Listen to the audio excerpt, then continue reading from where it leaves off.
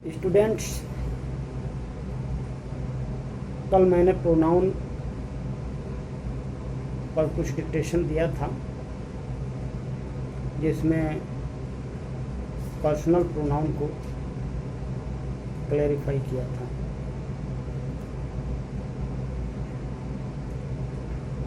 आज का lecture correct usage of pronoun पर आधारित होगा। Yesterday I taught you about personal pronoun, basically on the topic of nominative case. But now today I am going to teach you the correct usage of personal pronoun.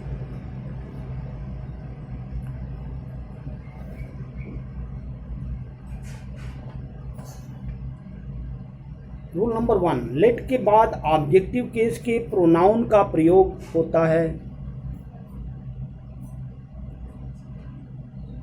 You know that, आपको यह बात समझ जानी चाहिए कि जब भी late का प्रयोग करेंगे तो उसके बाद ही का प्रयोग नहीं हिम का, उसके बाद आई का प्रयोग नहीं मी का, उसके बाद यू का प्रयोग नहीं, मतलब नॉमिनेटिव केस में नहीं, ऑब्जेक्टिव केस में यू का प्रयोग होगा। For example, let him go, let he go is not correct. Here you can do correct usage, but if the multi-pronounced sentence comes, so then there will be difficult. For example, उदाहरण के लिए जैसे कहीं ऐसा हो कि कई personal pronoun एक साथ आते हो तो वहाँ डिफिकल्ट होगा।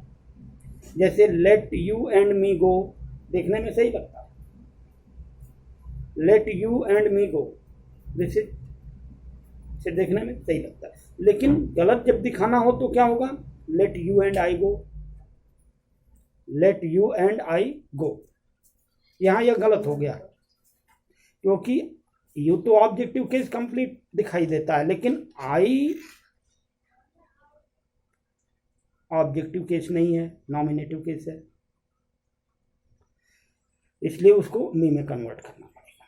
Let you and me go. Rule number 2, preposition के बाद ऑब्जेक्टिव केस के प्रोनाउन का प्रयोग होता है। पिछले नॉमिनेटिव केस के टॉपिक में बताया गया था, it was taught to you that be के बाद आने वाला प्रोनाउन नॉमिनेटिव केस में होता है, but you know that if there is use of preposition before that pronoun, then that pronoun should be written only in objective case. मतलब साफ है कि किसी प्रोनाउन के पहले यदि कोई प्रीपोजिशन आता है तो वह प्रोनाउन ऑब्जेक्टिव केस में ही रहता है। जैसे Mohan laughed eight you, Mohan laughed at me, Mohan laughed eight I is wrong, ये गलत है क्योंकि एट प्रीपोजिशन आ गया। स्टूडेंट्स, बहुत सारे विद्यार्थियों का शिकायत था कि ज़्यादा इंग्लिश कन्वर्सेशन होने के नाते हमारे जो जुड़े हुए विद्यार्थी हैं उनको बात नहीं समझ में आ रही थी, तो मैं ज़्यादा उसको हिंदी में आज क्लियरिफाई करने की कोशिश कर रहा हूँ, हिंदी मीडियम से ही कर रहा हूँ। ध्यान दें, तो यहाँ आपने देखा कि मी के पहले प्रीपोजिशन है तभी ये करेक्ट है, यदि प्रीपोजिशन नहीं रहता तो मी के बजाय वहाँ आई का प्रयोग होता है। एक एग्जाम्पल और भी हो सकता है, जैसे divide these mangoes between her and me, ये सही है क्योंकि बिटवीन लगा हुआ है, लेकिन यदि ऐसा दिया जाए कि बिटवीन सी एंड आई तो गलत होगा। अब आइए रूल नंबर 3 में। जनरली लाइक तथा अनलाइक का प्रयोग वर्ब के रूप में होता है किंतु जब इसका प्रयोग प्रीपोजिशन के रूप में होता है तो इसके बाद ऑब्जेक्टिव केस आता है। जब वर्ब के रूप में प्रयोग होता है तो उसके फॉर्म पे निर्भर करता है कि वो उसके बाद आने वाला प्रोनाउन किस फॉर्म में रहेगा। मतलब लाइक यदि ट्रांजिटिव केस में है तो ऑब्जेक्टिव केस में होना ही होना है।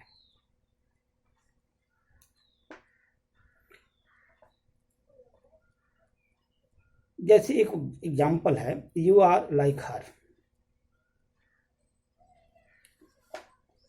You are like her, are already verb, like is preposition, her is objective case. यहाँ क्लियर है। जैसे my daughter looks like me, यहाँ भी देखो लुक वर्ब है, लाइक प्रीपोजिशन है, मी ऑब्जेक्टिव केस प्रोनाउन है।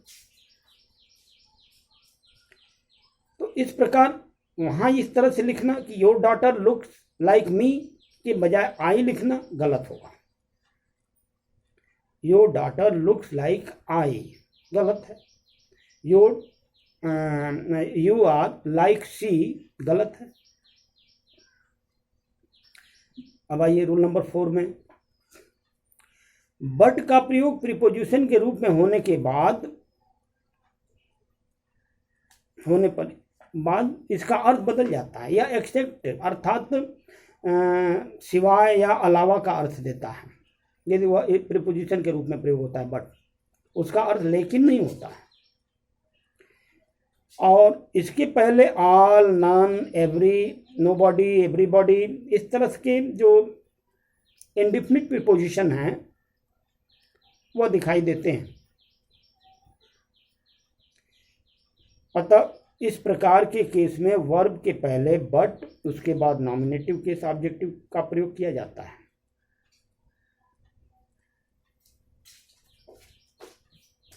नॉमिनेटिव केस का भी प्रयोग किया जाता है, लेकिन वह केस किस में रहता है? ऑब्जेक्टिव ऑर्डर में ही रहता है। दूसरे शब्दों में देख लीजिए, everyone but see, everyone but her, दोनों करेक्ट है। Everyone but see knew the answer, everyone but her knew the answer, क्योंकि यहाँ बट का प्रयोग प्रीपोजिशन के रूप में हुआ है। तो यहाँ एक डाउट क्लियर कर दें कि बट के बाद नॉमिनेटिव केस का भी ऑब्जेक्ट होता है, प्रोनाउन यूज होगा और ऑब्जेक्टिव केस का भी प्रोनाउन यूज होगा। रूल नंबर 5, जिरंड के बाद ऑब्जेक्टिव केस का प्रोनाउन का प्रयोग होता है। जिरंड मतलब the first form of the verb with ING. जब वह सिंगल केवल नाउन की तरह प्रयोग किया जाता है तो जिरंड हो जाता है। जैसे talking him was not pleasant, correct. जैसे विजिटिंग अस इज डिलाइटफुल, यहाँ अस आ गया ऑब्जेक्टिव केस, यहाँ हिम आ गया objective case. You can understand. After gerund objective case is written. Rule number 6, infinitive के पहले और बाद ऑब्जेक्टिव केस के प्रोनाउन का प्रयोग होता है। दोनों, पहले और बाद, before infinitive we use objective case.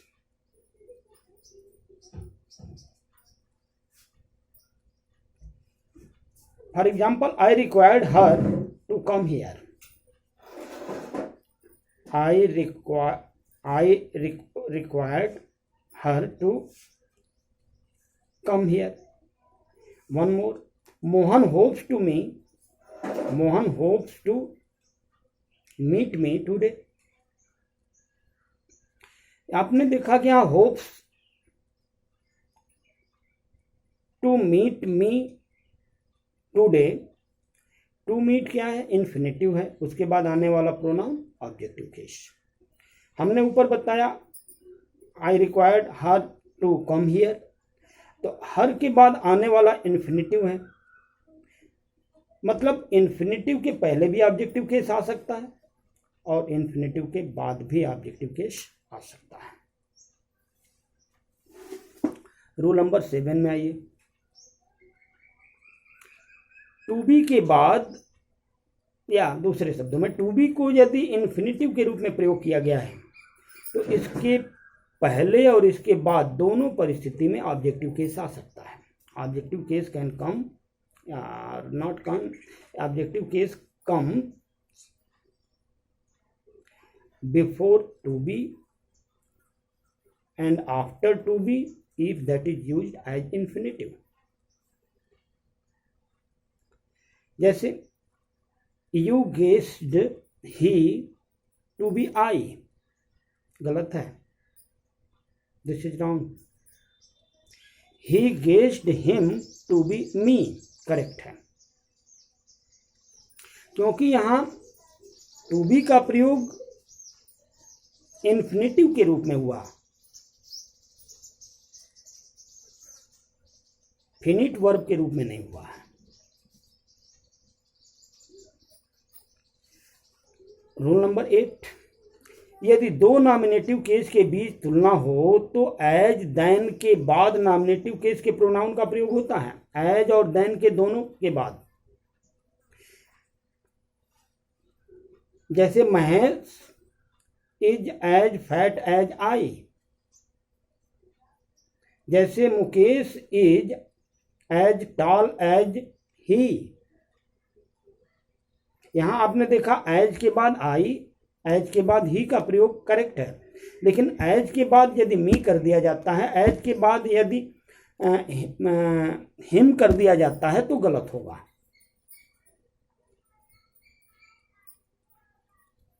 जैसे कि I run faster than he, ये करेक्ट यूज है, लेकिन I run faster than him कर देते हैं तो ये करेक्ट नहीं होगा, ये गलत हो जाएगा। मतलब क्लियर है कि एज और देन के बाद नॉमिनेटिव केस आता है। रूल नंबर 9, इट का प्रयोग जानवर, निर्जीव पदार्थ, देश, बच्चा, जिसका कि ऐसा छोटा बच्चा, बेबी चाइल्ड, जिसका कि सेक्स का आइडेंटिफिकेशन क्लियर नहीं है, तो ऐसे के लिए इट का प्रयोग होता है। Where is your cat, where is your cat, it has drunk my milk.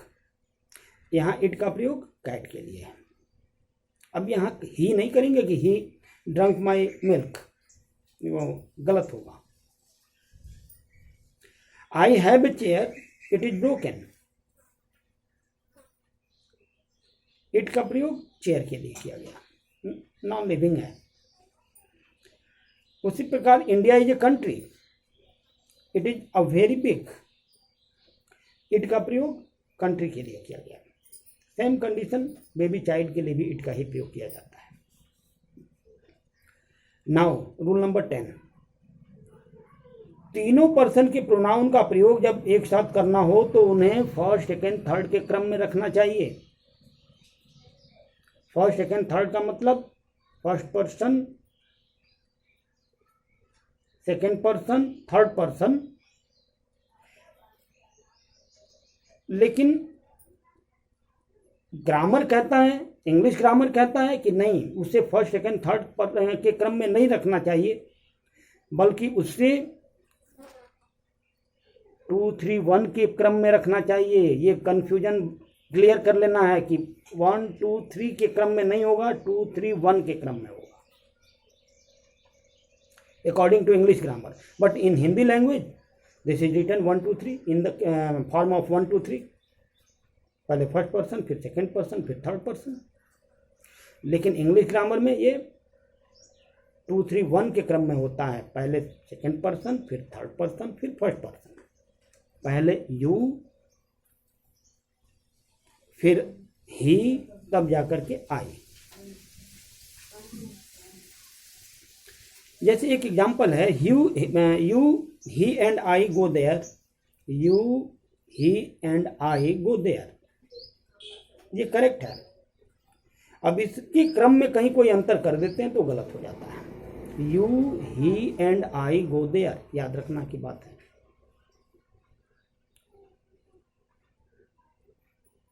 थोड़ा सा इसकी क्रम में 2-3 बातें और समझ लेने की बात है कि इनके साथ आने वाला प्रोनाउन, इनके लिए आने वाला प्रोनाउन हमेशा प्लूरल फॉर्म में होगा। जैसे देयर ही होगा, वहाँ योर नहीं होगा, वहाँ दूसरे शब्दों में कहें योर नहीं होगा, माई नहीं होगा, वहाँ आवर नहीं होगा, जब भी होगा वहाँ देयर होगा।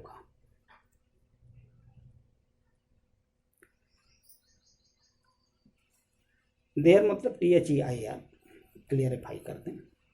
रूल नंबर 11, यदि किसी नाउन का प्रयोग सेंटेंस के सब्जेक्ट के रूप में होता है तो नाउन के नंबर, जेंडर, पर्सन तथा केस के मुताबिक प्रोनाउन का प्रयोग होगा। जैसे नाउन शुरू में सिंगुलर है, Aditya is an intelligent boy, he gets the first prize. Aditya के लिए ही है, आदित्य सिंगुलर है, इसलिए singular third person pronoun he, जो जेंडर के अनुसार मस्कुलिन जेंडर को क्लैरिफाई करता है।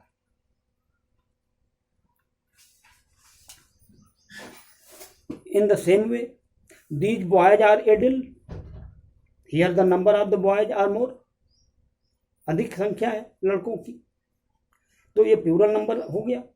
तो then next sentence, they will fail in the examination. तो दे का प्रयोग नंबर ऑफ बॉयज के लिए प्रयोग किया गया, मतलब थर्ड पर्सन प्रोनाउन का प्लूरल फॉर्म प्रयोग किया गया नॉमिनेटिव केस में। Rule number 12,